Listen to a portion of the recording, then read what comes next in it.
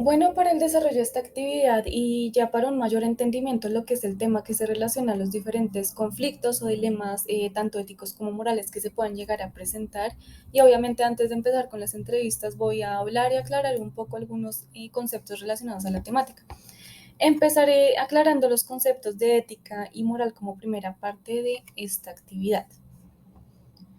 Aquí, teniendo en cuenta los aportes de García y González del 2014, los conceptos tanto de ética como moral se usan la mayoría de las veces sin ningún tipo de distinción, ya que en general ambos conceptos tienen, por así decirlo, como un enfoque parecido, aunque se desarrollen de una manera totalmente diferente. Es decir, que la ética, teniendo en cuenta su etimología, va a encargarse de lo que es la conducta humana, también va a explicar su comportamiento y el carácter de cada individuo. Además, la ética generalmente es teórica y es además lo que abre como ese camino para lo que García y González llaman la reflexión moral. Aquí también podemos resaltar que la ética nos permite a cada uno de nosotros determinar tanto lo que está bien o por otro lado lo que está mal según nuestro propio juicio, también teniendo como en mente esas consecuencias que nuestras acciones puedan traer consigo. Aquí es decir que nosotros estamos como en la libertad de elegir o determinar nuestros propios valores éticos y ya con esto nosotros decidimos lo que está bien o no según nuestras opiniones o nuestras convicciones. Ya pasando al tema de la moral, podemos decir que al contrario de la ética, la moral va a determinar o a definir las normas o leyes que van a ser aceptadas dentro de la sociedad en la que nosotros vivimos. Es decir, que va a haber como una especie de consenso sobre cuáles son las malas o buenas acciones. También se puede hablar de conductas y de costumbres. Estas reglas pueden llegar a cambiar de acuerdo, por ejemplo, a la cultura o a la población de la que nos veamos rodeados. Es decir, que la moral está determinada por ese aspecto cultural que asimismo también se va a establecer a través de códigos de conductas y de creencias, como mencionábamos antes. Además, muchas veces la moral se puede llegar a presentar de forma inconsciente debido a que son tanto normas como creencias, como ideales que se nos han ido inculcando desde niños a medida que vamos creciendo. Por eso es que se dice que es de manera inconsciente. Y otra cosa aquí como aporte es que así como la ética se centra en lo teórico, la moral se va a enfocar más en lo que es la práctica. Ya continuando con el tema, voy a hablar un poco de algunas características tanto de la deontología como del consecuencialismo. Vamos a empezar con la deontología y basándonos en el aporte de Pantoja 2012, etimológicamente significa la ciencia o el tratado de los deberes. Es decir, que se va a ocupar de lo que son las normas, los deberes, también están los límites, los principios e incluso lo que es la justicia por la que se va a regir o se va a guiar una persona dentro de un contexto en específico. La deontología además es bastante aplicada en lo que es el ámbito profesional, ya que aquí se va a relacionar lo que es la ética y la moral dentro de una profesión. Es decir, que se van a exigir ciertas actitudes, se van a exigir ciertos comportamientos frente a diferentes situaciones. Como se mencionaba anteriormente, la deontología va a centrarse más en los medios, los cuales son las normas, los reglamentos, deberes, límites de los que hablábamos antes,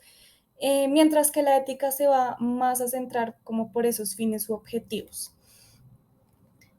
Y al igual que la deontología, y aquí tomando los aportes de Córdoba 2010, el consecuencialismo es un tipo bastante conocido de la teoría ética que se va a centrar en alcanzar un objetivo, por así decirlo, valioso. Además, el valor se le da a las acciones, se le da a las acciones que se haya realizado por parte de una persona, va a depender de las consecuencias que produzcan debido a que dichas acciones pueden llegar a provocar lo que son esos como cambios en la realidad. Básicamente se van a valorar dichos cambios producidos, es decir, las consecuencias, más no las acciones como tal. Empezando con la parte del dilema ético para el desarrollo de las entrevistas, se va a relacionar el trabajo que desempeña un psicólogo dentro de una institución educativa,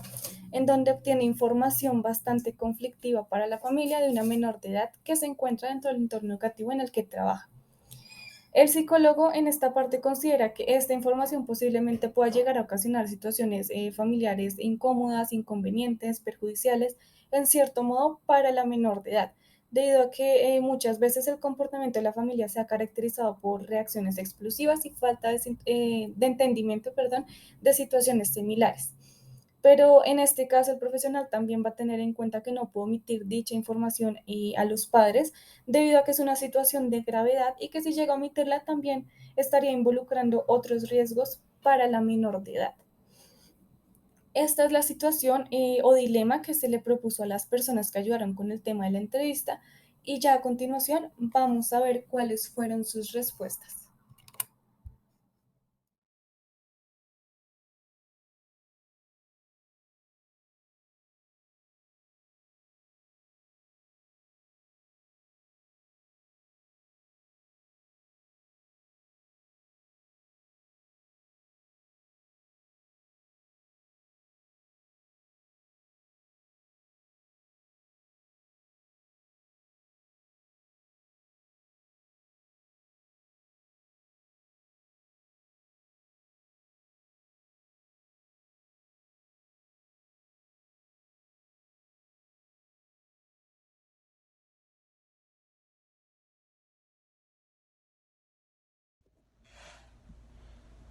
A pesar de que es una situación complicada, estoy de acuerdo que la información debe ser entregada a los padres. Hay que buscar estrategias para entregar la información, como por ejemplo eh, que los padres tengan acompañamiento psicológico también y que la información sea entregada por medio de sesiones en la que hagan presencia los padres y la menor para de esta manera tener cierto control sobre la reacción de los padres hacia la menor y evitar así que haya algún tipo de violencia hacia ella. Ante la situación propuesta, hay que entrar a mirar un par de elementos básicos. Uno, se está proponiendo una situación que afecta a una menor de edad. En ese orden de ideas, desde el punto de vista legal, los padres son responsables por, eh, por esa persona, menor de edad. Revisando el contenido de la situación, menciona que la menor se puede ver afectada, con mayor razón aún para darle una información a los padres.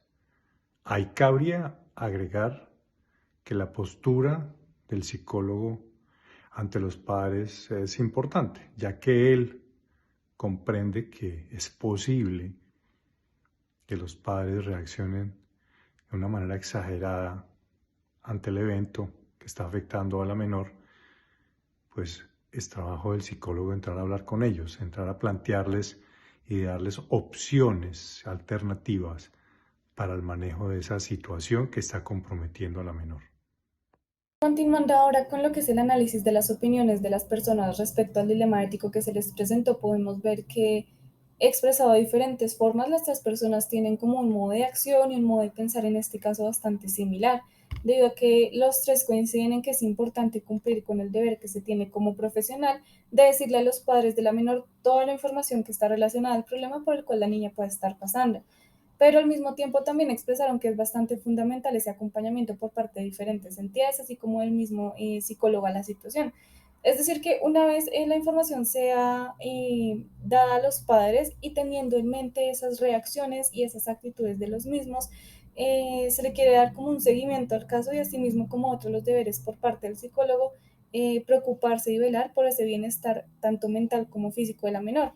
Como la primera persona que respondió al dilema ético mencionó, está la opción de involucrar diferentes entidades que tengan la potestad de intervenir por el bien de la menor.